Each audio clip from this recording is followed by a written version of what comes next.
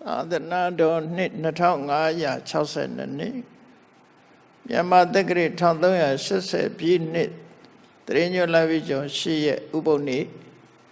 2018ခုနှစ်အောက်တိုဘာလ1ရက်နေ့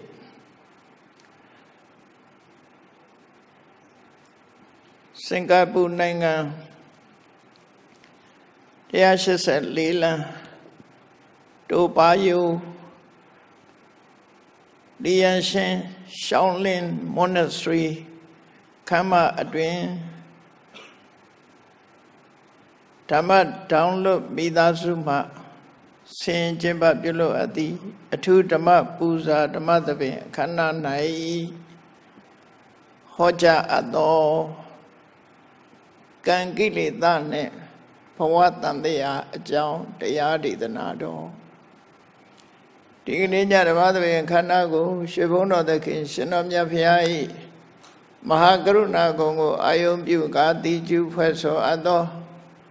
ဝန္ဒနာပနာမအာတိတဂါထာကိုရွတ်ဆိုပူဇော်ခြင်းဖြင့်စတင်ကြရအောင်ယောကပ္ပကောတိဟိပိယပမေယံကာလံကရွန်တော်တိဒုက္ခရာနိခေရံကတောလောကဟိတယနာထောနမောမာကာရုဏိကတတတ္တယောနာထောဝိနိယမြတ်စွာတတ္တဝါဤချမ်းသာစီးပွားလိုလားတောင်းတဂုံပေါင်းခါသဖြင့်နာထမြညာခြင်းရှင်တော်မြတ်ဖရာသည်ကပ္ပကောတိဟိပိဂရေကဘာအရေးအတွက်သင်္ချာတို့ဖြင့်တော်လဲအပေမေယံရေအတွက်တိုင်းတာဖော်ပြခြင်းငါမစွမ်းနိုင်ပါသောကာလံလေးအသင်ချေသိနေကဘာရှိကြသောကာလပတ်လုံးလောကဟိတယတတ္တလောကဤအကျိုးစီးပွားလို့ငါအတိဒုက္ခရာနိဥ္စာအသက်ချေလဲအင်္ဂါမေတ္တာကြီးမာသမိသာနှင့်တထာဇနီဆွန်ញင်းကြီးဟုကျက်သီထဘွယ်ငါးသွဲအစုအလုံးခဲရင်တော်မူတော်ကိုကရွန်တော်ဖျားဖြစ်ရင်ဤသံကျုပ်ကုတ်အထုတ်တော်မူရသည်ဖြစ်၍ခေရန်လက်ချေမျက်လုံးအသက်ဆုံးလျက်နှလုံးစိတ်ဝံကိုရောဤပင်မညင်းတို့ကတောဘဝဒါနံချိန်ဖန်များစွာရောက်တော်မူခဲ့ရရှာလိပြီမဟာကရုဏိကတတ္တဝါများရင်ဝဲသားကဲ့သို့တနာချစ်ခင်မှာကရုဏာရှင်ဖြစ်တော်မူသောတသနာထသဝိနည်းများစွာတတ္တဝါဤချမ်းသာစီးပွားလိုလားတောင်းတဂုံပေါင်းခါသဖြင့်နာထမြညာထိုးရှင်တော်မြတ်ဖရာအားနမောယုတိပြောင်းပြော့မန်ကိုလျော်၍ကရောယုကျိုးရှိခိုးခြင်းသည်အထုဘဝတုစင်စစ်မသွေဖြစ်ပါစေတည်း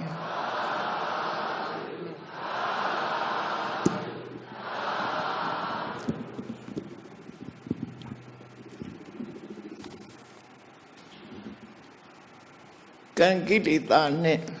ဘဝတန်တရားဘုရားဘာသာဝင်သူတော်စင်များအခြေခံကြကြနားလည်ရမယ်အချက်တွေကကံတရားအကြောင်းကိုလည်းနားလည်ရမယ်ခိတ္တတာအကြောင်းကိုလည်းနားလည်ရမယ်ဘဝတန်တရားအကြောင်းကိုလည်းနားလည်အဲ့ဒီ၃ရပ်ဟာပေါင်းစပ်ပြီးတော့နေတာဖြစ်တယ်တနည်းအားဖြင့်ပြောမယ်ဆိုရင်ဝတ္တုံမာဆိုတာကြားဖို့ကြတယ်ကိလေသာဝကမ္မဝဝိပါကဝတန်တရားထဲမှာနေတာဒီအကြောင်းတွေကြောင့်ဘဝတန်တရားမှာခွန်ကြီးတို့တွေဟာအထက်ရောက်လိုက်အောက်ရောက်လိုက်ချမ်းသာလဲဆန်းရချမ်းသာတဲ့အခါချမ်းသာလိုက်ဆင်းရဲတဲ့အခါဆင်းရဲလိုက်တယ်တန်တရားထဲမှာတဝဲလဲလဲဖြစ်နေကြတယ်ဆိုတဲ့အကြောင်းကိုသိဘုရားရဲ့ဆုံးမမှာကံဆိုတာဘာလဲကိလေသာဆိုတာကဘာလဲကံကိလေသာကြောင့်ဖြစ်ပေါ်လာတဲ့အရာဘဝတန္တရာဆိုတာဘာလဲဒီချက်၃ချက်ကိုရှင်းရှင်းနားလည်ဖို့ ပရိစ္ဆသမုပ္ပါဒ်ကိုကြည့်ရမှာဖြစ်တယ်တော့ပရိစ္ဆသမုပ္ပါဒ်ကိုမကြည့်ခင်ကံအကြောင်းလေးကိုရှင်းဥစွာပြောအောင်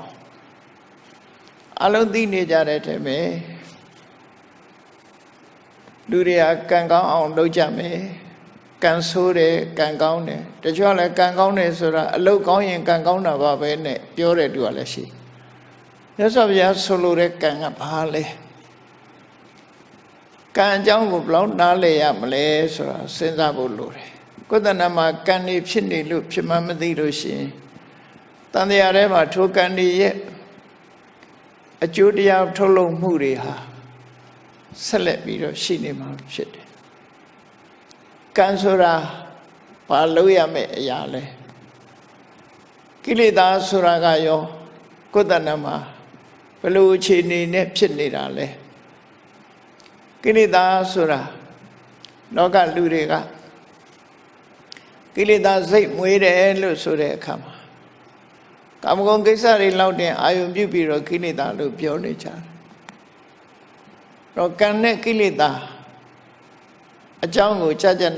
နားလည်ဖို့လိုတယ်ပေါ့အဲ့ဒါလို့နားလည်လို့ရှိရင်တော့ဘဝတန်တရားထဲမှာကျင်လဲနေဖို့အတွက်ဒီကံနဲ့ကိလေသာပေါင်းစပ်ပြီးတော့လုပ်နေတာကောင်းတဲ့ကံပဲဖြစ်ဖြစ်မကောင်းတဲ့ကံပဲဖြစ်ဖြစ်ကိလေသာနဲ့တွဲဖက်နေတဲ့ကံတွေဟာဘဝတန်တရားထဲမှာလဲစီမှားချပဲဖြစ်တယ်ပေါ့နော်ဘဝတန်တရားလို့ဆိုတာကောင်းတာလုပ်လို့ဆိုးတာလုပ်လို့ဥပမာမဲ့တစ်ခုပြောမယ်ဆိုလို့ရှိရင်ကုသိုလ်ကောင်းမှုတွေလုပ်ရင်ကံကောင်းလိမ့်မယ်လို့လူတွေကထင်ကြတယ်ဟုတ်တယ်သူတို့ရည်မှန်းတဲ့ကံကဘယ်လိုဟာတော့ဘဝမှာဆင်ပြေမယ်အလုပ်ကိုင်းတွေကောင်းမယ်ငွေကြေးဒနာတွေပြည့်စုံမယ်မတောင်းမတမကြောင်းမကြစားမယ်ယာရုဂုံသိစီစဉ်ဥစ္စာတွေတိုးတက်မယ်အဲ့ဒါကိုကံကောင်းတယ်လို့ပြောကြတယ်နော်သို့တော့မကောင်းတာဘာလဲလို့ဆိုလို့ရှိရင်မကြခင်အိုးသွားတာတို့မကြခင်နာရတာတို့ယောဂဖြစ်ရတာဒီကနေ့ခေတ်မှာကြည့်ဆေးရုံဆေးကန်းကြီးတွေကကြီးနေတယ်ရော့သွားတယ်လို့မရှိဘူးနော်မစီရတဲ့နေရာဆိုတာတွေဟာအကုန်စိတ်ကားနေတယ်လူတိုင်းဟာယောဂကင်းတယ်ဆိုတာမတမရှားနေအဲ့တော့ကံကောင်းတယ်နဲ့ကြိုးစားနေရင်ကနေပြီးကံဆိုးမိုးမောင်တွေ့နေကြတာပဲဖြစ်တယ်ဘဝတန်တရားထဲမှာကံကောင်းအောင်လုပ်ဖို့အလုံးကိုခဲရင်နောက်ဆုံးပိတ်အဆုံးသတ်မှာတော့အကောင်းတွေ့ဖို့ရမတမခဲရင်တယ်လူတိုင်းဟာသေဆုံးခြင်းမှာဆုံးတတ်ကြရတယ်ခင်မင်ကြတဲ့ဆွေတွေမျိုးတွေမိသားစုတွေကမျက်ရည်မျက်ခွက်နဲ့တောကနဲ့ပဲနေချရတာဖြစ်တယ်အဲ့တော့ကံကောင်းပါတယ်ဆိုရင်ဆိုတဲ့ပုဂ္ဂိုလ်ရောအဲ့ဒီလိုဟာမျိုးတွေ့ရလားဆိုတွေ့ရတယ်ယာရုကြီးတဲ့ပုဂ္ဂိုလ်ရောအဲ့ဒါမျိုးတွေ့လားတွေ့တာပဲစီစဉ်ဥစ္စာချမ်းသာကြွယ်ဝတဲ့ပုဂ္ဂိုလ်တွေလည်းတွေ့တယ်အဲ့တော့တန်တရားထဲမှာကံကောင်းတယ်ဆိုတာဘာပြောတာလဲနော်ကောင်းတဲ့အပိုင်းလေးကိုကြည့်ပြီးတော့ကံကောင်းအောင်လုပ်ကြတယ်အလုပ်ကောင်းရင်ကံကောင်းတယ်လို့လူတွေကပြောနေကြတယ်အေးကိလေသာတွေနဲ့တွဲဖက်နေတဲ့ကံတွေဟာ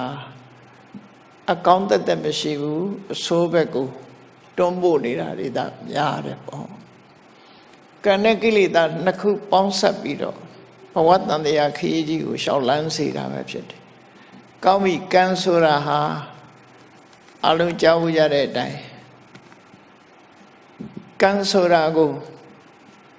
ကြာဘူးနာဝရှိတဲ့ပုဂ္ဂိုလ်တွေကကံဆိုတာဘာလဲလို့မေးလို့ရှိရင်စေရနာဟံဘိက္ခွေကမ္မဝရမိရသော်ဘုရားကစိတ်ထဲမှာတွန်းအားပေးတဲ့သဘောလေး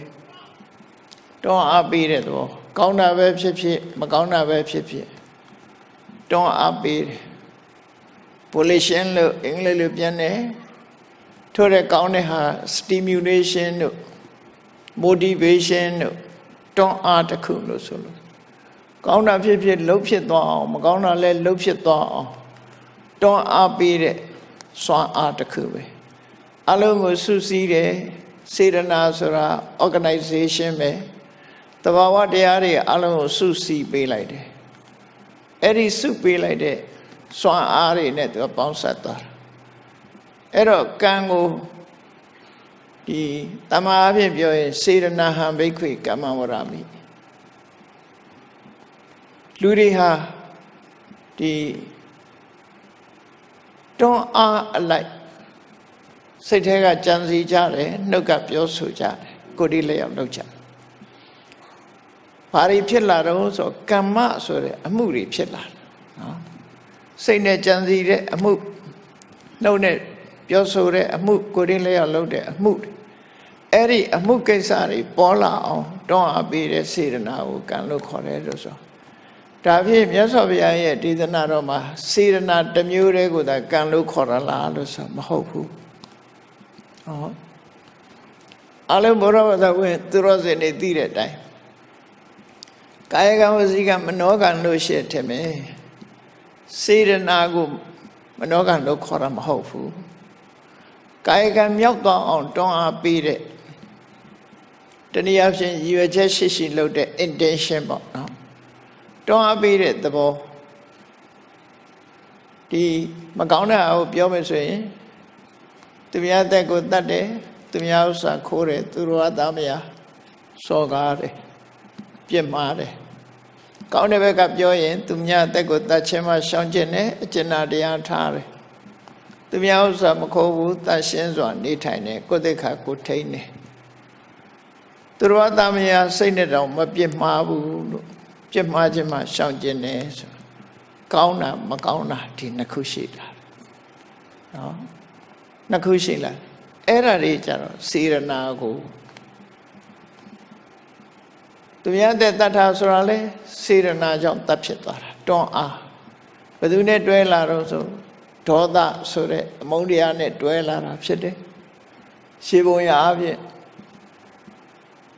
သူများဥစ္စာခိုးတာကြတော့လောဘဆိုတဲ့ကိလေသာနဲ့တွဲလာတယ်သူတို့အတ္တမယပြစ်မှားတယ်ဆိုတာကြလဲလောဘဆိုတာနဲ့တွဲလာတယ်တခါတည်းရန်ဒေါသဆိုတာနဲ့လည်းတွဲတယ်လက်စားချေတဲ့သဘောမျိုးလှုပ်တာလည်းရှိတယ်နော်အဲ့ဒါကြောင့်မို့လို့လောဘဒေါသမောဟဆိုတဲ့ကိလေသာတွေနဲ့ပေါင်းစပ်ပြီးတော့စေတနာတွန်းအားကြောင့်ပြစ်မှုတစ်ခုကျွလွန်သွားတာအဲ့ဒါတွေကစေတနာလို့ခေါ်တခါနှုတ်ကပြောတဲ့အခါမှာကောင်းမကောင်းနှစ်ခုရှိတယ်ပဲမကောင်းတဲ့စေတနာကြတော့လောဘဒေါသမောဟတွေပေါင်းစပ်ထားတဲ့စိတ်စေတနာတွေနဲ့တစ်ဖက်သားကိုတီးတီးကြီးလိန်ပြောတယ်မမှန်မကန်ပြောတယ်တုံးတူမတက်အောင်ခုံချောတယ်ဆဲရည်တယ်အကျိုးမရှိတဲ့စကားတွေနဲ့အကျိုးမဲ့ဖြစ်စေတယ်ဆိုတဲ့ဒီတွန်းအားတွေဒီနှုတ်ကနေထွက်သွားအောင်လိမ်လေတဲ့စကားတစ်ခွန်းနှုတ်ကထွက်သွားအောင်တွန်းအားပေးတဲ့စေရနာတုံးနဲ့တူမတက်အောင်ချွန်တွန်းလုပ်တဲ့စေရနာလူတယောက်ကိုဒီရှင်ကျေးတိမ်မွေးစွာမပြောဘဲနဲ့တစ်ဖက်သားဒေါသဖြစ်သွားတော့တဲ့စကားမျိုးဆေးတိုင်းထားတဲ့စကားမျိုးနဲ့ပြောတယ်အကျိုးမဲ့ကောင်းကျိုးချမ်းသာကိုမရစေနိုင်တဲ့လွယ်မာတဲ့အကြောင်းအရာတွေကိုပြောဆိုတယ်အလုသိနေကြတဲ့မုတ္တဝါဒပိတုဏဝါစာဖရုဒဝါစာသမ္မပလပါလို့ဆိုရယ်ဒီစကားတွေနှုတ်ကထွက်လာအောင်တွန်းအားပေးတဲ့စေတနာကိုကံလို့ခေါ်တယ်အခုအဲ့ဒါတွေကရှောင်မှုတွန်းအားပေးတဲ့စေတနာကြတော့ကုသကံလို့ခေါ်ပြန်တယ်ဟုတ်ပြီကာယကံနဲ့ဝစီကံဟာစေတနာကိုကောက်တာမှန်မနောကံကိုကြည့်လိုက်မနောကံကြတော့စေတနာမဟုတ်တော့ဘူးအဘိဇ္ဇာဆိုတာသူများပစ္စည်းကိုကိုယ်ပစ္စည်းဖြစ်လို့တဲ့စိတ်ကူးကြံစည်မှုအဘိဇ္ဇာအဘိဆိုတာရှေရှုဇာဆိုတာစိတ်ကူးတာလောဘနဲ့သူပစ္စည်းကိုမှရချင်တယ်ကြံတွေးမှုစိတ်ထဲကကြံလိုက်တာနဲ့ပဲအဲ့ဒါကံမြောက်သွားတယ်နော်သူများပိုင်တဲ့ပစ္စည်းကိုမပစ္စည်းဖြစ်ရင်ကောင်းမှာပဲလို့သူများပစ္စည်းကိုမှလိုချင်တဲ့လောဘနဲ့တွေးလိုက်တာနဲ့တပြိုင်နက်ကံဖြစ်သွားတယ်စေရနာမဟုတ်ဘူးလောဘကိုကံလို့ခေါ်တယ်အဲ့ကြတော့မနောကံမှာလောဘကိုကံလို့ခေါ်တယ်တခါဗျာပါဒဆိုတာဒေါသ လူတယောက်ကိုယ်နဲ့မတည့်ဘူးကိုယ်ပေါ်မှာမကောင်းလုပ်တယ်လို့ယူဆတယ်သို့မဟုတ်ကိုယ်မကြိုက်တာတွေလုပ်တယ်ဆိုပုဂ္ဂိုလ်ဒီပုဂ္ဂိုလ်ပျက်စီးသွားရင်ကောင်းမှာပဲဒီကောင်သေသွားရင်ကောင်းမှာပဲဒီကောင်ဒုက္ခရောက်သွားရင်ကောင်းမှာပဲလို့တွေးလိုက်တာနဲ့တပြိုင်နက်အဲ့ဒီအတွေးပါဝင်တဲ့ဒေါသဟာကံဖြစ်သွားတယ်သူကကံဖြစ်သွားတယ်ဆိုရဲရှင်တဲ့နှလုံးထဲမှာ accumulate ဖြစ်သွားတယ်ကံဖြစ်တယ်ဆိုတဲ့သဘောတရားဟာတပင်ကအသီးသီးလိုက်တဲ့အခါမှာအထဲထဲမှာအပင်ပေါက်နိုင်တဲ့စွမ်းရည်တတိရသွားတဲ့သဘောပဲအစိတ်အကျိုးတစ်ခုထုတ်လုပ်ဖို့ရအတွက်တတိတစ်ခုပါသွားတာကိုဆိုလို့အဲ့ဒီဒေါသဟာတာမန်မိသားစုကိုယ်တငယ်ချင်းပေါင်းတဲ့နဲ့တော့မိဘနဲ့သားသမီးဆိုတာလို့မဟုတ်တာလုပ်တဲ့အခါမှာမိဘကသားသမီးကိုစိတ်ဆိုးတယ်မိဘကိုသားသမီးကစိတ်ဆိုးတယ်ညီကောင်မောင်နှမစကားပြောမတတ်လို့စိတ်ဆိုးကြတယ်သို့တော့ဒီကောင်တည်သွားရင်ပျက်စီးသွားရင်ကောင်းမှာပဲဆိုတော့မပါဘူးရိုးရိုးစိတ်ဆိုးတာကြတော့ဒေါသအခုလိုပျက်စီးသွားဖို့ထီအောင်စဉ်းစားတဲ့ဟာကြတော့ဖြာပါတာလို့ခေါ်တယ်အဲ့ဒါကံဖြစ်သွားတယ်လို့ဆိုလို့ရတယ်နောက်တစ်ခါ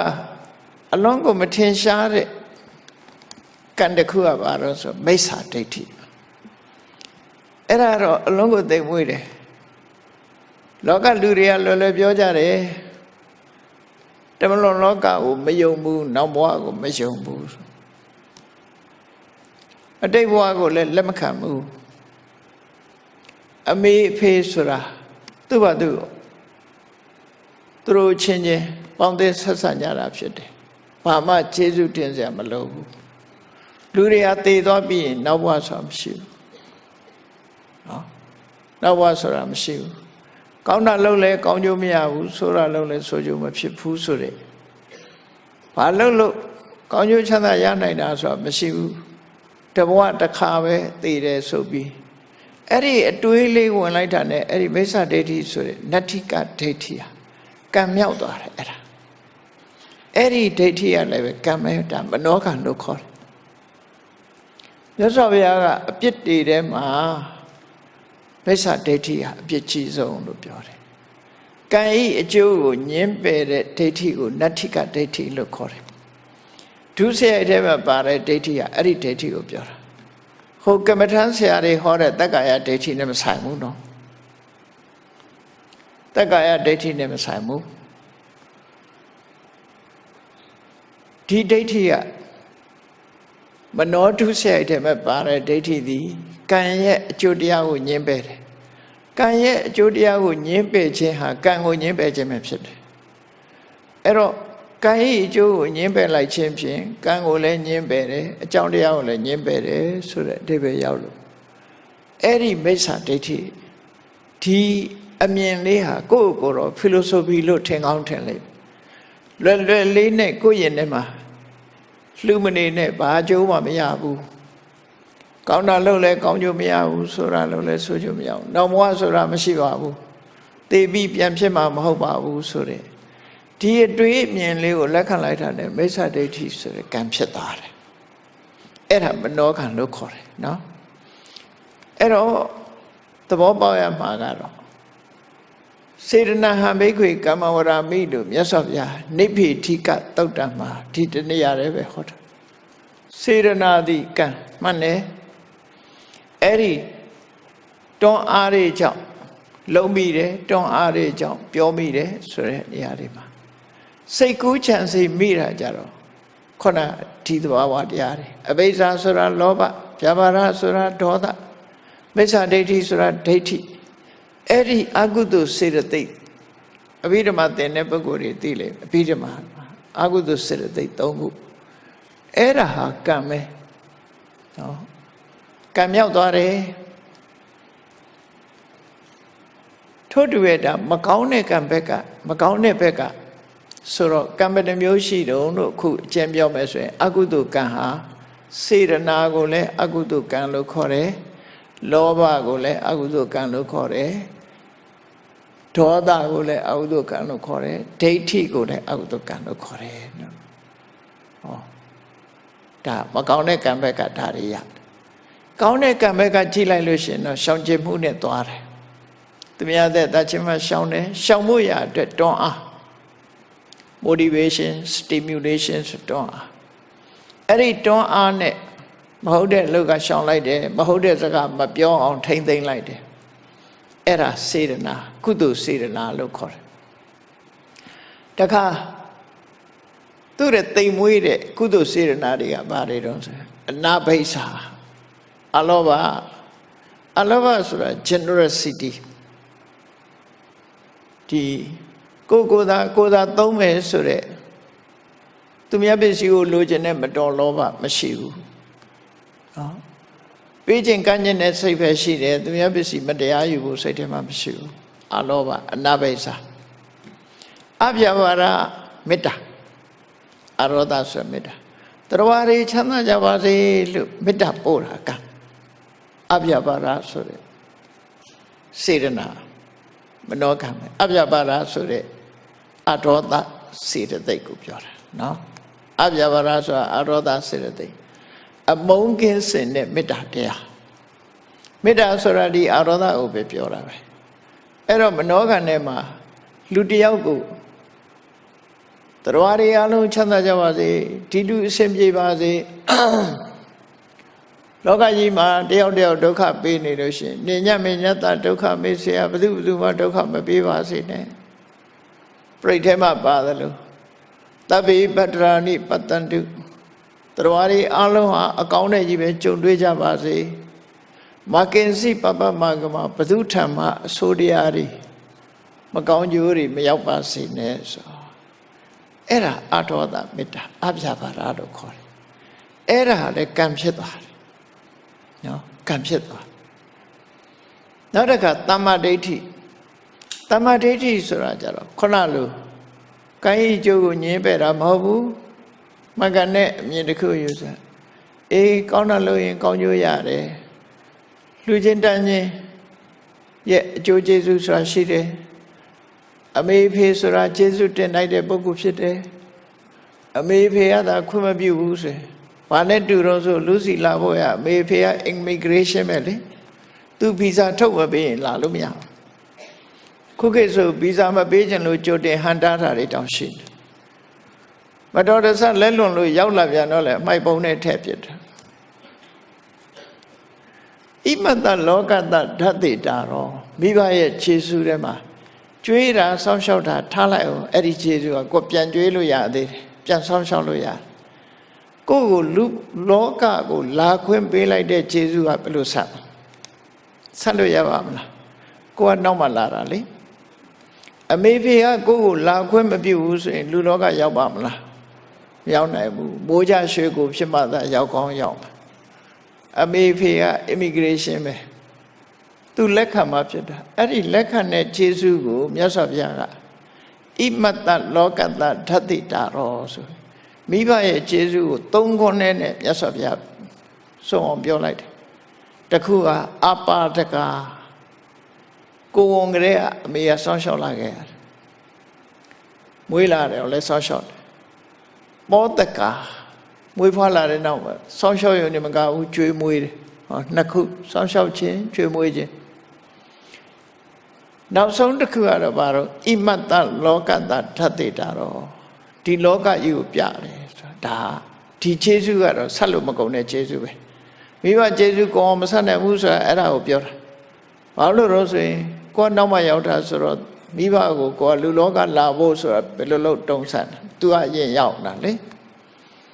အေးဒါကြောင့်မို့ဒီမိဘရဲ့ခြေဆုရှိတယ်လို့လက်ခံခြင်းသည်ပဲလေသူကတမ္မာဒိဋ္ဌိဖြစ်သွားတယ်အဲ့ဒါမနောကဖြစ်သွားတယ်တုံ့လောကဆိုတာရှိတယ်လူတွေဟာတည်သွားပြီးနောက်ဘဝဆိုတာရောက်လာအောင်မယ်ဆိုတဲ့ကံတရားရဲ့အကျိုးလက်ခံတာတွေမှန်သမျှတမ္မာဒိဋ္ဌိလို့ခေါ်တယ်အဲ့ဒါကြတော့ပညာလို့ခေါ်တယ်မိစ္ဆာဒိဋ္ဌိကဒိဋ္ဌိစေတသိက်တမ္မာဒိဋ္ဌိကြတော့ပညာ right understanding မှန်ကန်တဲ့နားလည်မှုနော်မှန်ကန်တဲ့နားလည်မှု အဲ့ဒီမှာကအလောဘရဲ့အရောဓဆိုတဲ့မေတ္တာရဲ့အမဒိဋ္ဌိဆိုတဲ့ပညာရဲ့ဒီသုံးခုကကံပဲစေတနာလည်းမဟုတ်ဘူးနော်ကုသိုလ်ကံထဲမှာဒီသုံးခုပါလာအဲ့တော့ကံဆိုတာဟာဒီတရားတွေကိုပြောတာပဲအလုပ်တစ်ခုဖြစ်အောင်တွန်းအားပေးတယ်တွန်းအားပေးလိုက်တာဟာသူက energy တွေစုသွားအောင်သူကစုဆောင်းလိုက်တာဒါမို့အာယုဟနရတ္တလို့ခေါ်တယ်သူတို့ကံတရားတွေဟာပေါင်းစုပေးလိုက်ခြင်းပဲစုလိုက်တဲ့အခါမှာစွမ်းအားပြေလာဒီကံတရားတွေကစုလိုက်သည့်အတွက်ကြောင့်ဆိုပါစို့တစ်ပင်တစ်ပင်ရဲ့အနှစ်ဟာဘယ်မှာသွားစုသလဲဆိုနောက်ထပ်အပင်တစ်ပင်ကိုဖြစ်စေနိုင်တဲ့စွမ်းရည်တတ္တိဟာဘယ်မှာသွားစုသလဲခဏခေတ်တော့ဂိုင်းကူတာတွေဘာတွေရှိတယ်ပေါ့နော်အဲ့ဒါတွေထားတဘာဝအပြင်ဘယ်နေရာမှာသွားစုသလဲလို့ဆိုလို့ရှိရင်မျိုးစေ့မှာသွားစုအသီးမှာသွားစုအသီးမှာသွားစုအဲ့ဒီအသီးတွေကအစိတ်လေးတွေမှာသွားပြီးတော့နောက်ထပ်မှတ်ပြီးမျိုးဖြစ်ဖို့အဲ့ဒါလိုပဲလူရဲ့စိတ်အစဉ်ထဲမှာဒီစေရနာတို့လောဘဒေါသမေတ္တာဒိဋ္ဌိအလောဘအရောဓတမတ်ပညာလို့ဆိုတဲ့ဒီတရားတွေပေါ်မှာအနှစ်တရားစုသွားလို့ဘဝတစ်ခုကြိုးပေးမယ်ဆိုလို့ရှင်တရားတွေဟာကြိုးပေးနိုင်လာတယ်အဲ့တော့ကံတရားဆိုဒီမှာကောင်းတဲ့ကုသိုလ်ကံရှိတယ်မကောင်းတဲ့အကုသိုလ်ကံရှိတယ်ကုသိုလ်ကံအကုသိုလ်ကံရှိမြတ်စွာဘုရားကဘုန်းကြီးတို့တွေနေ့စဉ်ဘာတွေလုပ်နေကြတော့ကိုယ့်ကိုစဉ်းစားကြည့်လိုက်နေ့စဉ်လုပ်နေတဲ့အလုပ်တွေကိုကြည့်လိုက်မယ်ဆိုရင်ဥဘောပုံညင်စပပင်စယမစ္စောကုရုတေဣထာလူဘဝလူဖြစ်လာတဲ့အခါမှာကောင်းတာလည်းလုပ်တယ်မကောင်းတာလည်းလုပ်တယ်နော်ကောင်းတဲ့လုပ်တွေလည်းလုပ်တယ်မကောင်းတဲ့လုပ်အကောင်းကြီးလည်းမဖြစ်ဘူးမကောင်းတာကြီးလည်းမဖြစ်ဘူးအကောင်းလည်းလုပ်တယ်မကောင်းလည်းလုပ်တယ်အဲ့ဒီကောင်းမကောင်းဆိုတဲ့အရာတွေဟာကိုလုံးလိုက်တဲ့အရာတွေဟာခုနရှေ့ကတွန်းအားတွေကိုရွယ်ပြီးတော့ကံလို့ခေါ်လိုက်တယ်အဲ့ဒီကံဒီတင်ညိတတတကံဟောတိတင်္စအာရယခစ္စတိကိုယ့်ရဲ့ထဲမှာဖြစ်သည့်အတွက်ကြောင့်ကိုယ်သာလင်ကိုယ်နဲ့သာသက်ဆိုင်သွားတယ်ကိုယ်ထဲမှာသာဖြစ်လို့ကိုယ်ပဲသက်ဆိုင်သူများနဲ့မဆိုင်ဘူးသူများနဲ့မဆိုင်ရုံနဲ့မကဘူးဒီဘဝလှုပ်ထားတဲ့အရာတွေဟာခန္ဓာရှိနေသမျှကလပ်ပလုံးဒီကံတရားတွေကကိုယ်နဲ့အတူပါနေမှာပဲဖြစ်တယ်မကောင်းတဲ့ကံဆိုလို့ရှိရင်ဒုက္ခပေးဖို့ကောင်းတဲ့ကံကအကူအညီပေးဖို့ဆိုပြီးတော့လူတွေမှာကောင်းတဲ့ကံမကောင်းတဲ့ကံဒီနှစ်ခုနဲ့သွားနေမှာပဲဒါထုံးစံမကောင်းတဲ့ကံကဒုက္ခပေးတယ်ကောင်းတဲ့ကုသိုလ်ကံတွေကျတော့ချမ်းသာဒုက္ခပေးတယ်အဲ့တော့လောကလူတွေကကံဆိုတာအလုတ်ပါအလုတ်ကောင်းရင်ကံကောင်းပါတယ်နဲ့လွယ်လွယ်ပြောကြတယ်နော်လွယ်လွယ်ပြောကြတယ်သူတို့ပြောတဲ့ရည်ရွယ်ချက်ကတော့ခုနကတာမန်ကြီးပွားတိုးတက်တဲ့အလုပ်တွေကိုပြောတာဖြစ်ကောင်းဖြစ်လိမ့်မယ်နော်တကယ်ကတော့လောကမှာဒီလူတွေမှာနေ့စဉ်နဲ့အမျှကံတရားတွေကဖြစ်နေတာကိုသိသည်ဖြစ်စေမသိသည်ဖြစ်စေလူရင်နဲ့နှလုံးထဲမှာဖြစ်နေတဲ့အရာဟာကိုယ့်ရင်ထဲမှာကိန်းသွားပြီသူကရောက်ရှိနေ accumulation ဆိုစုမိဆောင်းမိဖြစ်သွားစုမိဆောင်းမိဖြစ်သွားအဲ့ဒါတွေကတင်ညိတတတကံဟောတိကောင်းမကောင်းတွေဟာကိုယ်ပိုင်ဥစ္စာကိုယ်နဲ့သာသက်ဆိုင်တော့တယ်တဗ္ဗေတ္တကမ္မတကဆိုတာအဲ့ဒါပြောတာကံသာလင်ကိုယ်ပိုင်ဥစ္စာကိုလှုပ်တာကိုယ်နဲ့သာသက်ဆိုင် responsibility ကိုဆိုလိုတယ်နော်ကိုယ့်ရင်ထဲမှာဖြစ်တာကိုယ်နဲ့မဆိုင်လို့ဘယ်သူနဲ့သွားဆိုင်မှာနော်ကိုယ့်ရင်ထဲမှာဖြစ်တာကိုယ်ခန္ဓာကိုယ်မှာဖြစ်တဲ့ယောဂကိုယ်ပဲခံရမှာနော်ကိုယ်ပဲခံအဲ့ဒါလိုပဲဒီကိုစားလိုက်တဲ့အစာရဲ့အကောင်အဆိုးဟာလည်းပဲကိုယ်ပဲခံရတာအဲ့ဒါလိုပဲကိုယ့်ရင်ထဲမှာဖြစ်လိုက်တဲ့ကောင်းဆိုးကံဟာကိုယ်နဲ့သာသက်ဆိုင်တယ်အဲ့ဒါကိုကမ္မတက္ကတာကံသာလင်ကိုယ်ပိုင်ဥစ္စာရှိတယ်လို့ပြောတာအဲ့ဒါကိုပြောတာ responsible ဖြစ်တာပြောဟုတ်ပြီ responsible ဖြစ်သွားရင် ဒီဘွားတယ်လားလို့ဆိုမဟုတ်တင်စအာဒါယခိစ္စတိဒါကြီးကပါသွားမှာပဲဘယ်လိုလုပ်ပါတာတော့ကံတရားတွေကဘယ်မှာကိန်းနေတာလဲနှလုံးထဲမှာကိန်းသလားနှလုံးထဲမှာကိန်းရင်နှလုံးခုန်ရက်သွားလို့ရှိရင်နှလုံးဆိုတာတည်သွားရင်မီးရှို့တဲ့ထဲပါသွားမှာနောက်ဘွားဘယ်လိုလုပ်လိုက်အဲ့လိုမဟုတ်ရင်အုံနောက်ထဲအုံနောက်ဆိုတာလဲဂျမ်းဖြစ်သွားတာရှိသေးတယ်နော်အဆိုင်မဖြစ်ရင်ဒီဘွားတွေမေ့သွားပြီအဲ့တော့ကံတရားပဲသွားနေမှာအုံနောက်မကောင်းတော့ဘူးသိလို့ရှိရင်လည်းမီးရှို့ပြလိုက်တယ်ဒီအုံနောက်ကပါရအကြောင်းမရှိပြန်အဲ့တော့ကံဟာဘယ်မှာတည်ရှိဘယ်မှာremain ဖြစ်နေတယ်လဲဘယ်မှာတည်ရှိတယ်လဲလို့ပြောမှာစိတ်အစဉ်မှာရှိတယ်စိတ်အစဉ်ဆိုတာဘယ်တော့မှပြတ်တော့မသွားဘူးစိတ်အစဉ်ဟာတစ်ခုပြီးတစ်ခုတစ်ခုပြီးတစ်ခုဆက်နေ mental process ဆိုတာတန်တရားဝကတန်တရားဘဝမှာစတဲ့အချိန်ကစပြီးနိဗ္ဗာန်ရသည့်အထိအောင် mental process ကပြတ်သွားတာနှစ်နေရာပဲရှိတယ်ဒါတောင်ခိတ္တပြတ်တာဘယ်နေရာတော့ဆိုလို့ရှိရင်ဇန်စွမ်းအားနဲ့တမာရီစွမ်းအားနဲ့စိတ်ကိုယုံမုန်းပြီးတော့တရားအထုတ်လို့အောင်မြင်သွားလို့ရှိရင်အတ္တညတဘုံဆိုတဲ့စိတ်မဲ့တဲ့ဘဝမျိုးရောက်သွားတာခဘာ900ဒါလည်းပဲ pause လုပ်တယ်လို့ပဲပြောရမယ်ခိတ္တ pause လုပ်လိုက်တာ stop လုပ်တာမဟုတ်ဘူး pause လုပ်လိုက်တာနော်ချိန်တိုင်းပြန်ပေါ်လာမှသူကအပြည့်သက်မဟုတ်ဘူးနောက်တစ်ခါនិရောဓသမဘဆိုတာကြားဦးရလိမ့်မယ်និရောဓသမဘဝင်စားလို့ရှိရင်စိတ်စေတသိက်စေတစာရုပ်အလုံးချုပ်သွားတယ်တမာရီဆောင်အားနဲ့ဒါလည်း pause လုပ်လိုက်တာပဲခိတ္တခဏအကြောင်းတရားတွေကိုဖယ်ရှားပြလိုက်သည့်အတွက်ကြောင့်စိတ်ဆိုတာလည်းသူ့ဟာသူဖြစ်တာမဟုတ်ဘူးအကြောင်းတရားကိုမှီဖြစ်တယ်အဲ့ဒီအကြောင်းတရားတွေကိုခိတ္တ pause လုပ်လိုက်လို့ရှိရင်စိတ်ဟာလည်းရပ်သွားတယ်အဲ့ဒီနှစ်နေရာလွဲရင် mental process ကပြောင်းမသွားဒါဖြင့်ခုနလို pause လုပ်လိုက်လို့ရှိရင်ကံတရားတွေရောပျောက်ကွယ်သွားလားဆိုမကွယ်ဘူးရှေ့နဲ့နောက်နဲ့ဟာအနန္တရပစ္စယောပဲသူကនិရောဓသမဘဝင်စားလို့9ရက်ကြာတဲ့ဆုံးတော့အနန္တရပစ္စယောပဲသူကဒီကြားထဲမှာတခြားဟာမခြားခြင်းသည်ပင်နဲ့သူ့ရဲ့ process ရှိနေတယ်ဆိုတာကိုပြတယ်နော်ရလိုက်တဲ့အဆုံးနဲ့နောက်ထပ်ပြန်စားခြင်းအစတို့ခြားမှာအကြာအကွယ်မရှိဘူးအဲ့ဒါကိုပဋ္ဌာန်းပစ္စည်းထဲမှာအနန္တရပစ္စယောလို့ပြောတာနော်တခါအတ္တညတဘုံရောက်သွားပြန်တော့လည်းပဲထို့တူပဲအနန္တရပစ္စယောပဲစိတ်အစဉ်เนี่ยသုတိစိတ်နဲ့ပရိသေရိစိတ်ပရိသေရိစိတ်ဟိုကရုပ်စဉ်သူတမာရီစွမ်းအကုန်လို့တင်ညာစတင်ဖြစ်ပေါ်လိုက်တဲ့အချိန်လေးမှာပြန်လီနိုးထလာပြန်တယ်ခိတ္တ pause လုပ်တယ်အဲ့တော့ mental process ဆိုရယ်စိတ်ဖြစ်စဉ်ကြီးဟာတန်တရားထဲမှာရပ်ဆိုင်သွားတယ်လို့မရှိဘူး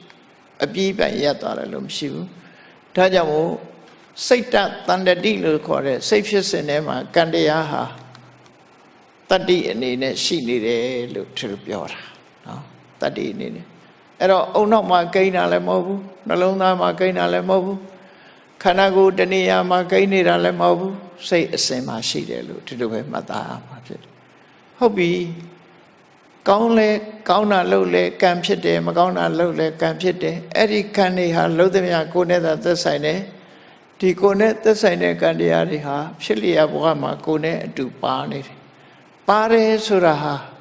ဒီပုံရိပ်တရံကြီးနဲ့ပါနေတာမဟုတ်ဘူးစွန့်ရည်တတ္တိအနေနဲ့ပါနေတာသူစွန့်ရည်တတ္တိအနေနဲ့ပါအကြောင်းအကျိုးညီညွတ်လို့ရှိရင်အကျိုးပေးမှသိချတယ်ပေါ့သူတို့ဆိုလို့တယ်ပေါ့အဲ့တော့မြတ်စွာဘုရားကအေးကောင်းတာလည်းလုပ်တယ်မကောင်းတာလည်းလုပ်ကြတယ်လူလောကလူတွေဟာ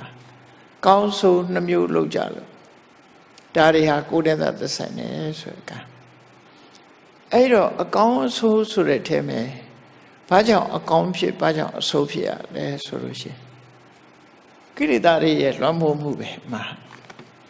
ကိလေသာတွေလွှမ်းမိုးလို့ကိုလုပ်တဲ့အလုပ်တစ်ခုဟာအကောင်းလည်းဖြစ်တယ်အဆိုးလည်းဖြစ်တယ်အဓိကကတော့အမှန်မသိမှုပဲအမှန်ကိုမသိသည့်အတွက်ကြောင့်အကောင်းဆိုးလုပ်မိတယ်ပရိစ္ဆေသမုပ္ပါဒ်ကိုကြည့်လိုက်အဝိဇ္ဇာပစ္စယသင်္ခါရအဝိဇ္ဇာဆိုတာအမှန်တရားကိုမသိတာ မသိတဲ့မောဟကြောင့်သင်္ခါရလို့ဆိုတဲ့ကံတရားတွေကိုလုပ်မိတယ်အဲ့သင်္ခါရဆိုတဲ့တည်းမဲ့ကုသိုလ်ကံလည်းပါတယ်အကုသိုလ်ကံလည်းပါတယ်မသိဘူးဆိုတာမသိလို့လုပ်တယ်ဆိုလိုတဲ့အဓိပ္ပာယ်ကအမှန်တရားကိုမသိသေးသမျှကာလပတ်လုံးယင်တဲ့နှလုံးထဲမှာကံနေဖြစ်နေမယ်လို့ဆိုလိုတယ်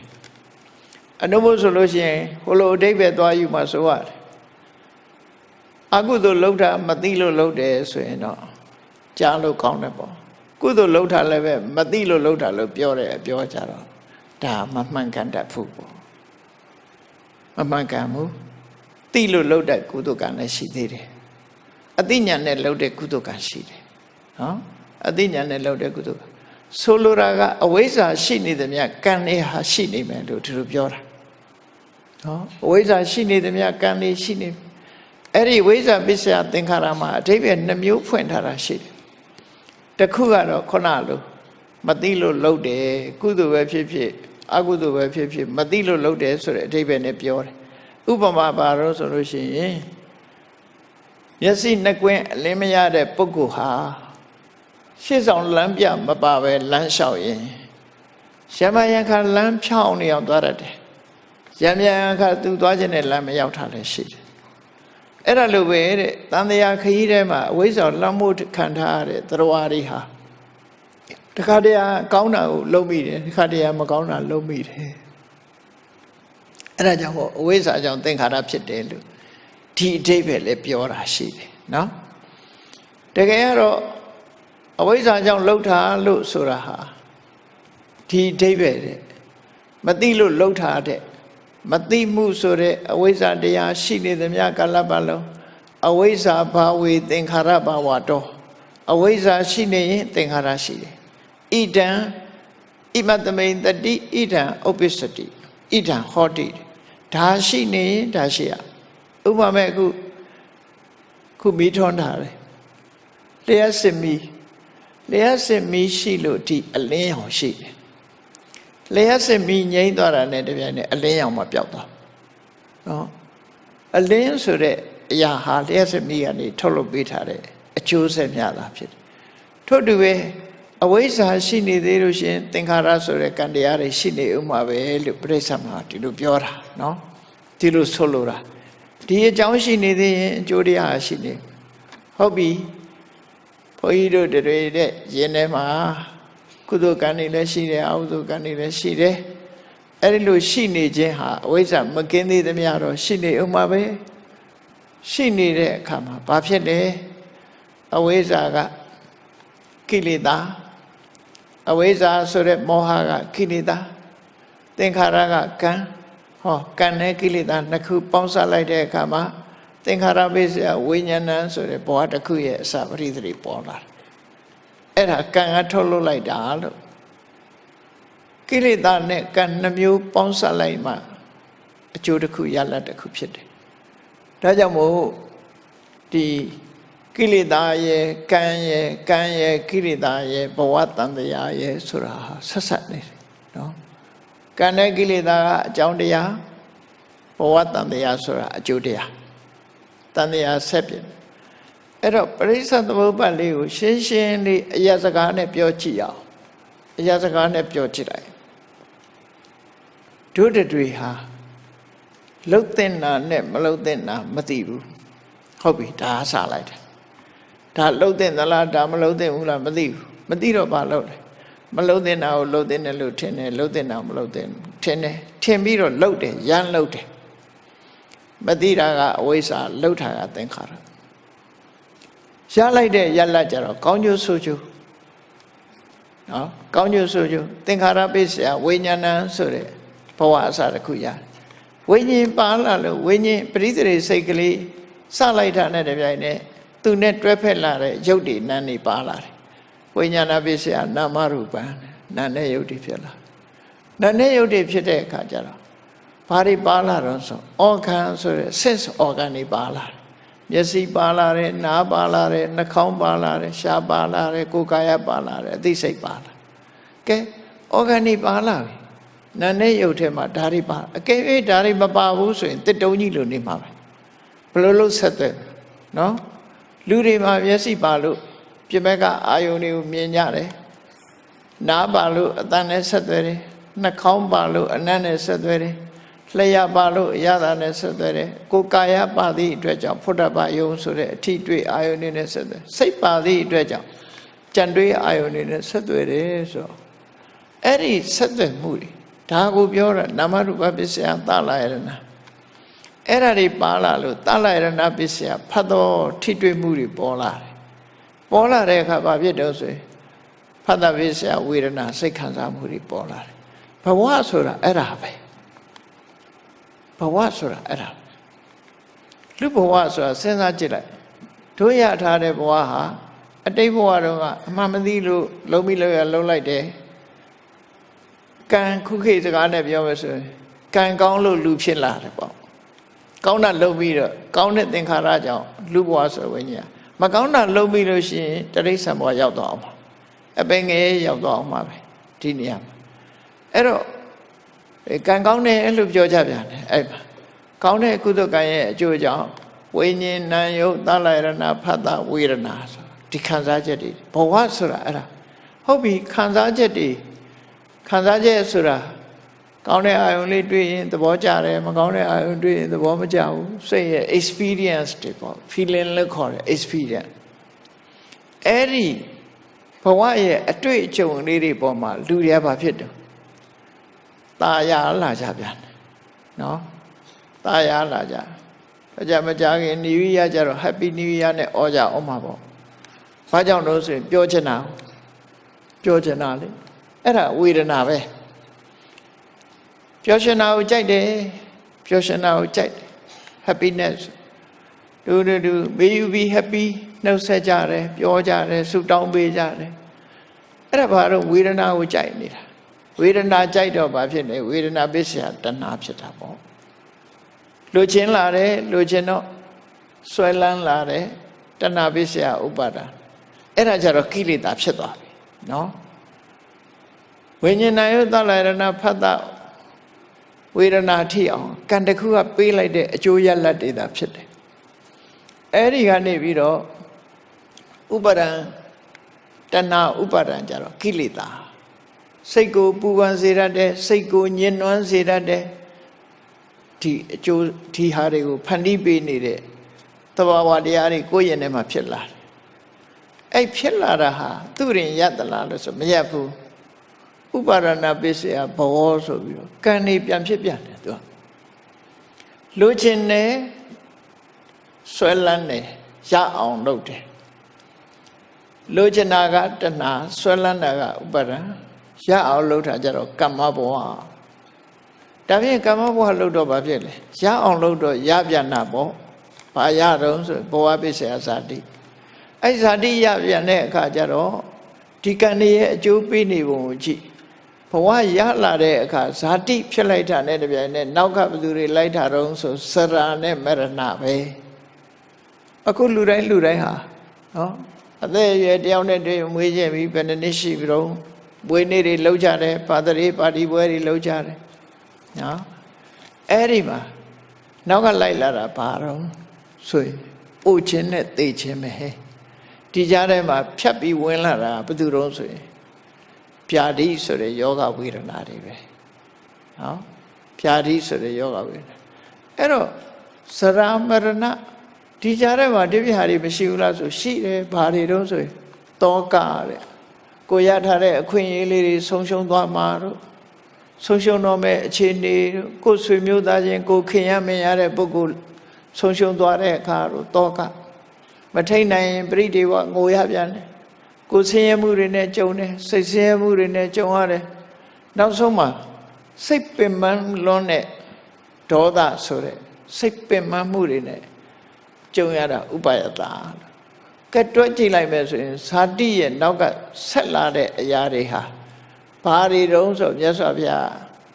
ဧဝမေတ္တခေဝလတ္တဒုက္ခခန္ဓတ mess of suffering နော်မိယ mess of suffering မင်းတို့ရတာဒုက္ခသက်သက်တည်းကြီးပဲဒါကိုကံကောင်းအောင်လုပ်နေကြမလားမိယ mess of suffering ဒါတွေကိုဒီဘက်ကို သွားတာပဲဧဝမေတ္တကေဝလတ္တဒုက္ခခန္ဓတသမုဒယောဟောတိဆိုဒီပရိစ္ဆသမုပ္ပါဒ်ကိုပဲဆင်ញင်ကြည့်လိုက်ဆင်ញင်ကြည့်လိုက်လို့ရှိရင်ကံကိလေသာတန်တရားဘဝတန်တရားဆိုတာထင်ရှားတယ်အဲ့ဒီအတိုင်းသွားနေမယ်ဆိုလို့ရှိရင်ကိလေသာနဲ့ကံနဲ့ပေါင်းစပ်ပြီးတော့အကောင်အဆိုးနှမျိုးကိုဖန်တီးနေမယ်ဖန်တီးနေလို့ရှိရင်ရလာတဲ့ယတ္တတိပါတော့စရာမရဏတောကပရိဒေဝဒုက္ခဒေါမနတဥပါယတမက်ဆော့ဆဖာရမယ်ရနော်ဒုက္ခအစုဝေးကြီးတစ်ခုပဲရတယ်လို့မြတ်စွာဘုရားအတိလင်းဟောတာဟုတ်မဟုတ်ကိုယ့်ကိုစဉ်းစားကြည့်ငါတို့ရထားတာကိုယ်ထင်တယ်လေလူဝါရထားတာသိမြတ်တာပဲကံကောင်းလိုက်တာလို့ထင်တော့မယ်လေတစ်ဖက်ကပြောမယ်ဆိုရင်ကံမကောင်းဘူးလားလို့ဆိုရင်ကောင်းတယ်လို့တော့ပြောစရာရှိပါတယ်ဘာလို့ဆိုရင်ကုသိုလ်ကောင်းမှုတွေလုပ်ခွင့်ရရင်ကံကောင်းတယ်လို့ပြောကောင်းတဲ့အလုပ်တွေလုပ်လို့ရတယ်ကောင်းလို့ပါရမီကုသိုလ်တွေလုပ်လို့ရတယ်ဒီဘက်ကရှုတော်ကခြင်းအကောင်းသို့တော့ကိုရလိုက်တဲ့ပစ္စည်းတစ်ခုရဲ့ရလက်ရဲ့အဆုံးသတ်ကိုကြည့်လိုက်ကိုရထားတဲ့အကြီးကတဖြည်းဖြည်းအိုးလာမယ်တဖြည်းဖြည်းနာမယ်နောက်ဆုံးမှသိဆုံးသွားမယ်ဒီကြားထဲမှာမကြည်မနှက်တွေတောကတွေဆိုရင်ရမယ်နော်ပရိဒီဝါတွေဖြစ်ရမယ်ကိုဆင်းရဲခြင်းခံရမယ်စိတ်ဆင်းရဲခြင်းတွေခံရမယ်စိတ်ပင်ပန်းမှုတွေနဲ့ကြုံရမယ်ဆိုဒီထဲမှာအကောင်းကရှာဖို့ရတော်ခက်သွားနော်ကောင်းရှာဖို့အဲ့ဒါကြောင့်မို့ကံကိလေသာဘဝတန်တရားကံကိလေသာဘဝတန်တရားဒါဖြင့်ဒီတန်တရားကြီးကိုမလိုချင်တော့ဘူးဆိုရင်ဘာလုပ်ရမလဲမြတ်စွာဘုရားကကံကောင်းအောင်လုပ်ရမှာလားဆိုတော့တက်တာတဲ့နီးလေးကိုပထမစပြီးတော့ပေးတယ်မှန်တယ်ဘုန်းကြီးတို့တွေတန်တရားထဲမှာကံကောင်းခြင်းရင်ကံကောင်းခြင်းနဲ့ဆိုအိုကျနာခြင်းကင်းအောင်တော့လုပ်လို့မရဘူးနော်ဘဝမှာအဆင်ပြေအောင်လုပ်ပြီးလို့ရဆင်းရဲမွဲတေးတဲ့ဘဝမရောက်ဘူးအယုတ်ဆိုးအကြည့်တန်တဲ့ဘဝမရောက်ဘူးယောဂထူပြောတဲ့ဘဝမျိုးမရောက်ဘူးအသက်တူတဲ့ဘဝကိုမရောက်ဘူးငတ်ပြတ်တဲ့ဘဝမျိုးမရောက်ဘူးနော်လူဘဝမှာအဲ့ဒါလေးကံကောင်းအောင်ဘယ်လိုလုပ်ရမလဲလူတွေပြောတာအဲ့ဒီအဆင့်လေးပြောနေကြနော်ကံကောင်းအောင်ဘယ်လိုလုပ်အောင်ချောတော့ကံကောင်းအောင်ဘုရားရှိသွားဆုတောင်းတာနဘူးနဆာလောက်တာနဲ့တူတူပဲမြတ်စွာဘုရားကတရားတွေကိုကဲ့တင်တယ်ဆိုတာဗုဒ္ဓဘုရားရဲ့ကဲ့တင်မှုနဲ့တခြားဘာသာတွေရဲ့ဘုရားကဲ့တင်မှုကလုံးဝကွဲပြားခြားနာတယ်မရောထွေးစေနဲ့မြတ်စွာဘုရားကိုယ်တိုင်ကတရားတွေကိုကဲ့တင်တယ်ဆိုတာမိဘကသားသမီးကိုပညာတတ်ဖြစ်အောင်စီမံပေးတဲ့သဘောလောက်ပဲဆိုပါစို့မိဘဟာကိုယ်သားသမီးကိုဘလောက်ပဲချမ်းသာသားသမီးကိုပညာတတ်ကြီးဖြစ်အောင်လုပ်မပေးနိုင်ဘူးနော်ပညာတတ်အောင်ပညာတွေထည့်မပေးနိုင်ဘူးဘာလုပ်ပေးနိုင်တော့ဆိုရင်ကျောင်းကောင်းကောင်းထားပေးမယ်ဆရာကောင်းကောင်းနဲ့သင်ကြားစေမယ်လိုအပ်တာတွေအကုန်ထောက်ပံ့တယ်ဒါမိဘလုံနိုင်တာဒါအစွမ်းကုန်မယ်ပညာတတ်ဖို့ကသူကိုယ်တိုင်ကြိုးစားမှဖြစ်တာမိဘကနေငါသားလေးဖူးဆိုမှုတ်ပြီးတော့ပညာတတ်အောင်လုပ်ပေးလို့ရပါမလားမရနိုင်ဘူးအဲ့ဒါလိုပဲမြတ်စွာဘုရားစိတ်သွားနဘူးနဆာမလုံးနဲ့မြတ်စွာဘုရားကကိုယ်ကဲ့တင်မှာမဟုတ်ဘူးကဲ့တင်တဲ့နီးကဘယ်နည်းနဲ့ကဲ့တင်တာတော့ကိုသားသမီးကိုကိုပညာတတ်စေခြင်းလို့ရှိရင်ကြောင်းထားပေးတာတော့ပဲလုပ်လို့ရသလိုပဲမြတ်စွာဘုရားကဘုန်းကြီးတို့တွေကိုတန်တရားဝကလွတ်အောင်ဘာလုပ်သလဲချမ်းသာဒုက္ခရအောင်ဘာလုပ်တော့ဟိတေပဝတ္တနေနာအာဟိတာသနိဝတ္တနေနာဟိတလို့ခေါ်တဲ့ဒုက္ခရဲ့အကြောင်းတရားတွေလိုက်နာဆောင်ရွက်ဖို့အာဟိတဆိုတဲ့ဆင်းရဲဒုက္ခရဲ့အကြောင်းတရားတွေကရှောင်ရှားဖို့ဆိုလိုတာကမလုပ်ရမှနဲ့လုပ်ရမှခွဲဟောတယ်ဒါပဲလမ်းညွှန်ပေးတာကိုသားသမီးကိုချစ်လို့ဆုံးမတဲ့အခါဘာပြောတော့ဒါမလုံးနဲ့ဒါလုပ်ဒါပဲပြောတာပဲမဟုတ်လားခြုံလိုက်ရင်ဒီနှစ်ခုပဲရှိတယ်နော်မင်းဒါမလုံးနဲ့ဒါလုပ်ကြီးပွားခြင်းဒါမလုံးနဲ့ဒါလုပ်မလုပ်ရမှနဲ့လုပ်ရမှာအဲ့ဒီမှာတရားတွေကိုမြတ်စွာဘုရားကကဲ့တင်တယ်ဆိုတာဟိတကိုဖြစ်အောင်တိုက်တွန်းပြီးအာဟိတဆိုတဲ့အကုသိုလ်တွေကရှောင်ခိုင်းတာပဲဖြစ်တယ်ထိတဲ့မပို့ဘူးတရားတွေနိဗ္ဗာန်ရောက်အောင်ကဲ့တင်တယ်ဆိုတာအသိဉာဏ်ရအောင်တရားဟောပေးတာပဲရှိတယ်နော်ပညာပေးတယ်ကိုယ်ကိုယ်တိုင်ကြိုးစားပ ပညာပေးပြီးကိုယ်ရအောင်ကြိုးစားအဲ့ဒီသဘောဗုဒ္ဓဘုရားရဲ့ကတည်မှုကအဲ့ဒီနည်းပဲတော့ဟိတနဲ့ဒုက္ခဆိုတာတွဲထားတာရသော်ဘုရားလောကမှာပွင့်လာတာဟိတနဲ့ဒုက္ခအတွက်ပွင့်တယ်လို့သူတို့ဆိုတယ်ဟိတဆိုတာအကြောင်းတရား condition အခြေအနေကောင်းအောင်ပေးတာဒုက္ခဆိုတာချမ်းသာဟိတနဲ့ဒုက္ခအမြဲတွဲဖက်နေတယ်ဟိတရှိမှဒုက္ခဖြစ်တယ်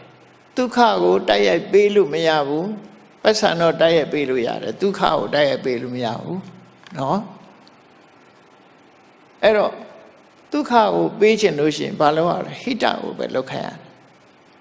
အခြေအနေကောင်းအောင်လုပ်အခြေအနေကောင်းမှဒီအကျိုးစီးပွားဆိုတာဖြစ်လာဒါကြောင့်မို့စာပေကျမ်းကမှာ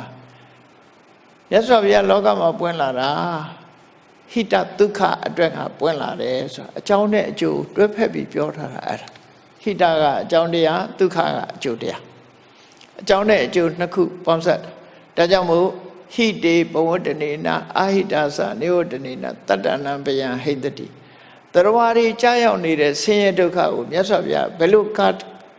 ကဲတင်တယ်လဲဆိုလို့ရှိရင်မကောင်းမှုအကုသိုလ်တွေကရှောင်ရှားစေခြင်းကောင်းမှုကုသိုလ်တွေလှုပ်စေခြင်းဖြင့်မြတ်စွာဘုရားကဲတင်နော်အဲ့ဒီနည်းနဲ့ကဲတင်တာဒီနည်းမှတပါးတခြားနည်းမရှိဘူးတခြားနည်းမရှိဘူးအဲ့ဒါ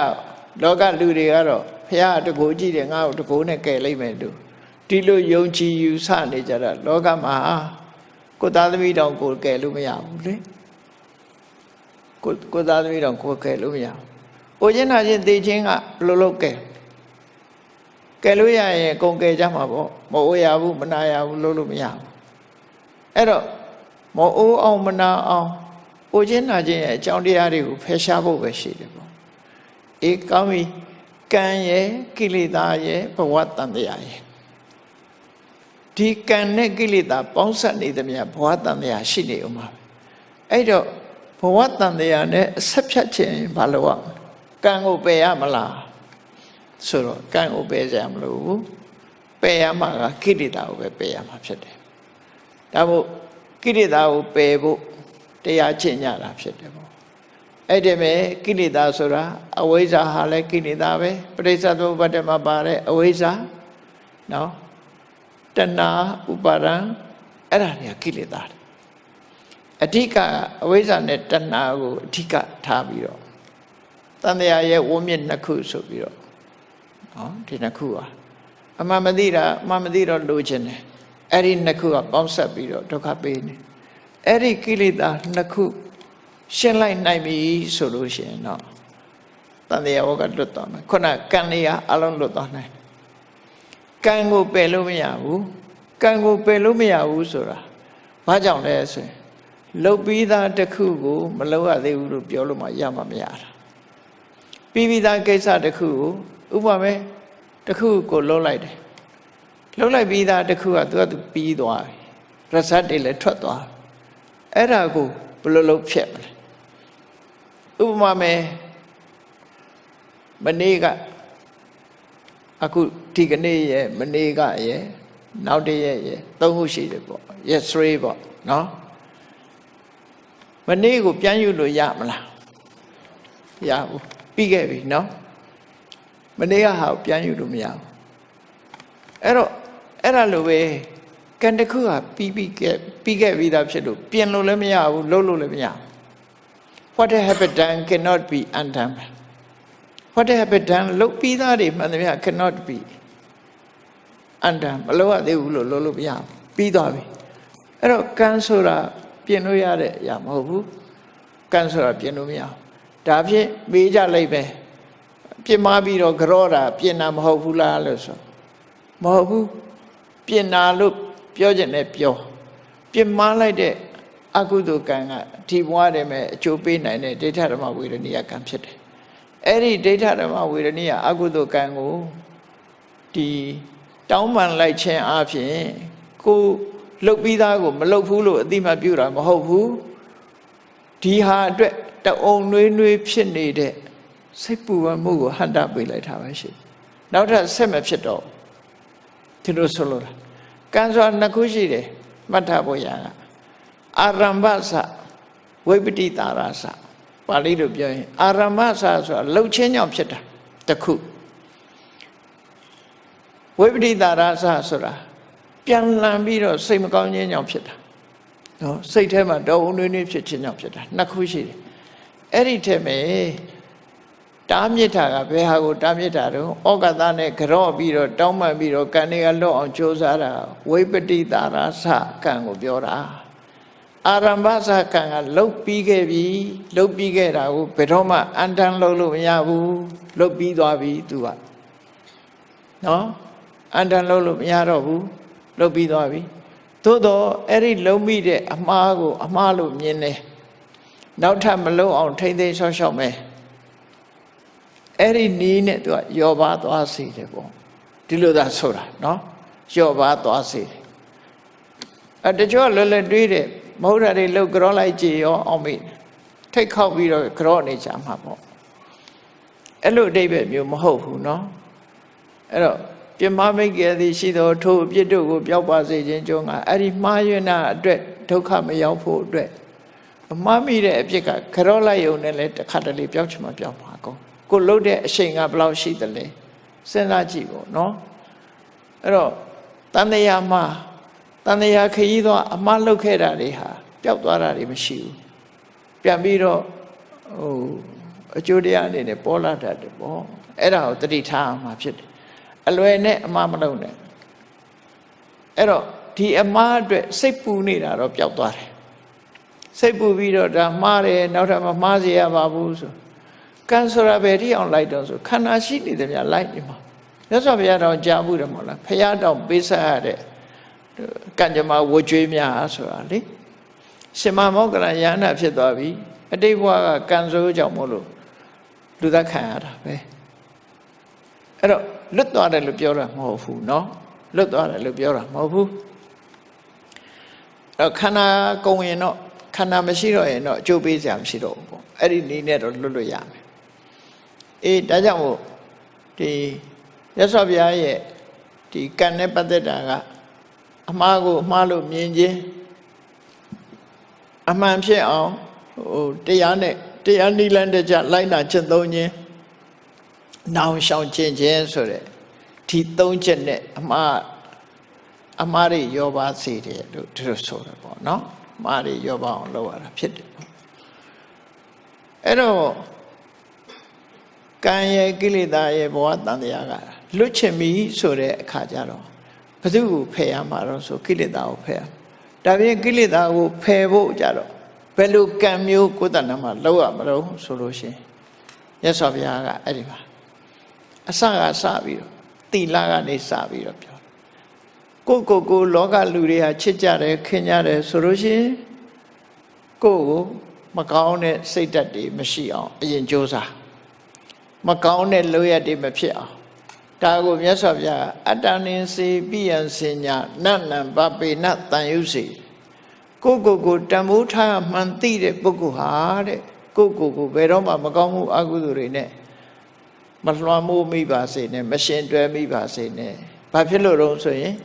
နာဟိတံသူလဘံဟောတိဒုက္ခံဒုက္ခံဒုက္ကတာကာရိနာမကောင်းတာလုပ်ပြီးချမ်းသာဒုက္ခရရတယ်ဆိုတာခဲရင်ပါလိမ့်မယ်ဒါကြောင့်လုပ်လို့မရပါဘူး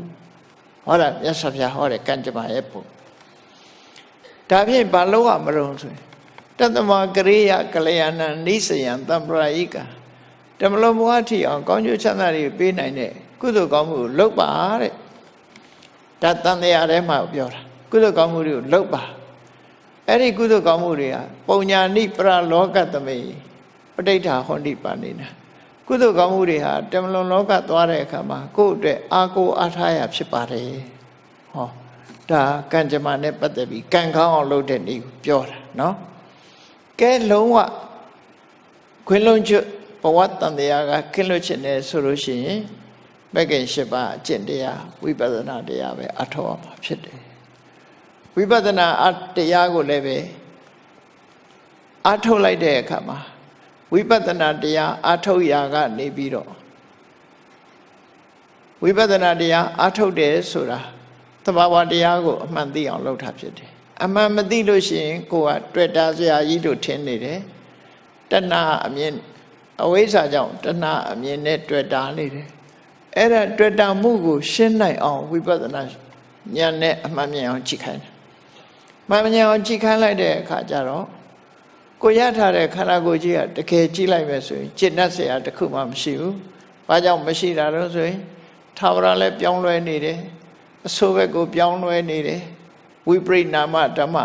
ဖောက်ပြန်ပြောင်းလဲနေတဲ့ယုတ်တရားနံတရားတွေသာဖြစ်နေတယ်အဲ့ဒီဖောက်ပြန်ပြောင်းလဲမှုကိုသေးသေးချာချာသိပြီဆိုရင်ဒီခန္ဓာကြီးပေါ်မှာညင်ငွေ့လာတယ်ညင်ငွေ့လာတယ်ဆိုတော့မตายရတော့ဘူးမလိုချင်တော့ဘူးဆိုတယ်တဏှာကိုဖယ်ရှားခြင်းပဲဖြစ်တယ်မလိုချင်တော့ဘူးဆိုတာနေပြီးတော့ဒီလိုချင်တဲ့တဏှာကိုလုံးဝဖယ်ရှားပြစ်နိုင်တဲ့ဝိပဿနာကျင့်စဉ်နဲ့မှဖြစ်ပေါ်လာတဲ့မကုသိုလ်ဆိုတာရတယ်နော်ဝိပဿနာတရားအထုတ်တာကကုသိုလ်ထဲမှာလုံးလို့ရတဲ့ကုသိုလ်မကုသိုလ်ဆိုတာလုံးရတာမဟုတ်ဘူးဝိပဿနာတရားအထုတ်လို့ရှိရင်ရလာတဲ့အတိမ့်မြင့်ခေါ်တယ် recipe ဝိပဿနာတရားအထုတ်လို့ရှိရင်ဘာရမှာတော့လို့ပြောရင်မကုသိုလ်ရအဲ့ဒီမကုသိုလ်ကမှခုနပြောတဲ့လိုချင်တဲ့တဏှာလိုချင်စရာလို့ထင်နေအောင်အမှန်တရားကိုကာကွယ်ထားတဲ့ဖုံးကွယ်ထားတဲ့အဝိဇ္ဇာအဲ့ဒီကိလေသာတွေကိုရှင်းပြလိုက်တာတော့ရှင်းပြလိုက်တဲ့အခါကျတော့ကိလေသာនិရောဓိကမ္မនិရောဓတဲ့ကိလေသာတွေကိုရှင်းလိုက်တာနဲ့တပြိုင်နက်ခံရလဲအလိုလျောက်အလုံးမဖြစ်တော့နော်ကိလေသာရှိမှကံကအလိုဖြစ်တာကိလေသာမရှိတော့ဘူးဆိုရင်ဒီကံတွေဟာဒီခန္ဓာရှိနေတော့လိုက်အကျိုးပေးနေမှာပဲဥပမာရှင်မောကလန်ရဲ့တဏ္ဍမှာနော်ရှင်မောကလန်ရဲ့တဏ္ဍမှာကိလေသာတွေကင်းသွားပြီဒါပေမဲ့အတိတ်ဘဝလိုက်လာတဲ့ခန္ဓာရှိနေသည့်အတွက်ကြောင့်အတိတ်ဘဝလှုပ်တဲ့ကံကဒုက္ခလာပေးသေးတယ်နော်ဒုက္ခပေးတယ်သို့တော့ရှင်မောကလန်ရဲ့ဘဝတည်တည်ချမ်းမဲမှာထပ်ပြီးတော့ဘဝတစ်ခုကိုမပေးနိုင်တော့မပေါက်တော့ဘူးအဲ့ဒါပြောတာနော်ဘဝတစ်ခုထပ်မပေးဘူးအကယ်၍ဘဝတစ်ခုထပ်ပေးနေဦးမယ်ဆိုထပ်ဒုက္ခပေးဦးမှာပဲသူကအဲ့တော့ပယ်ရမှာကဝိပဿနာတရားအထုတ်ပြီးတော့ရလာမှာကမဲ့ညာနဲ့ပယ်လိုက်မှာကကိလေသာ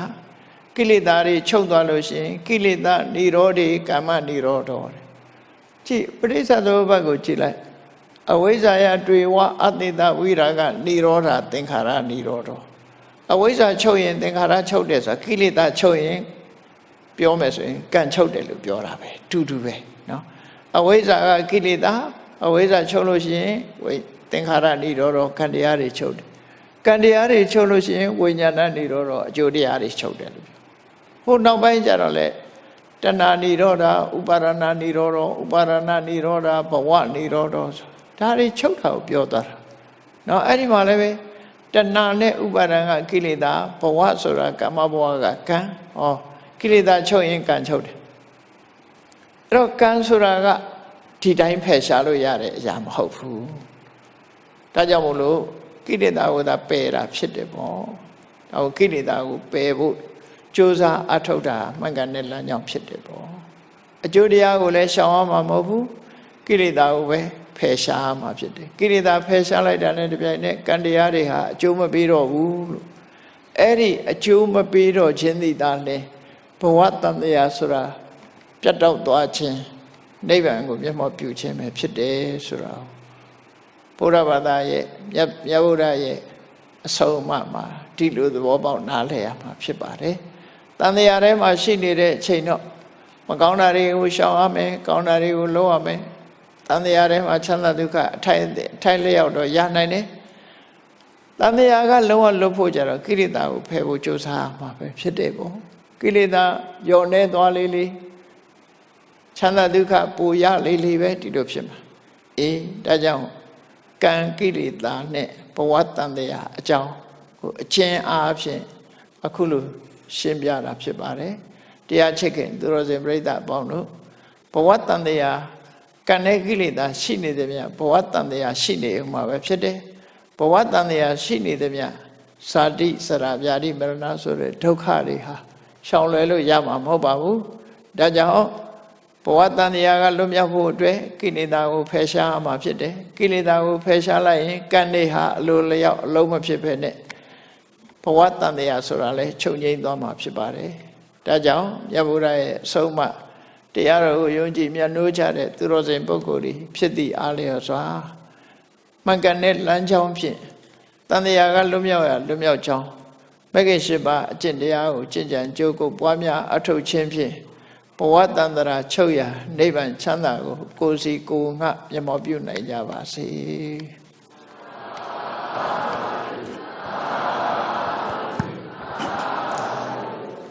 မေတ္တာပို့ရအောင်တတ္တဝါများစွာတတ္တဝါများစွာဘေးရန်กว่าဘေးရန်กว่าချမ်းသာကြပါစေချမ်းသာကြပါစေတတ္တဝါများစွာတတ္တဝါများစွာဘေးရန်กว่าဘေးရန်กว่า